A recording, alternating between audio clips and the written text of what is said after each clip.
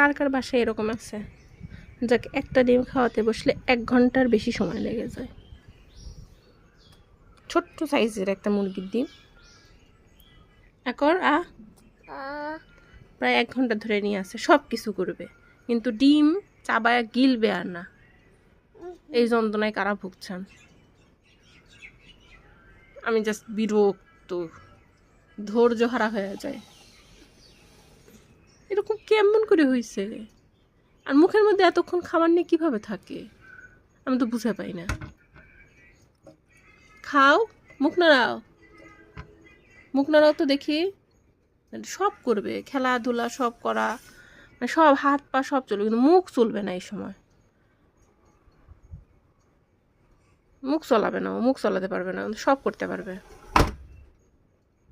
মুখ নাড়াও। আমি প্রায় আধা ঘন্টা ধরে বসে আছি প্রথম 1 বাইট খাওয়ানোর জন্য, এখনো তো পুরা ডিম পড়েই আছে। কখন শেষ হবে জানা নাই।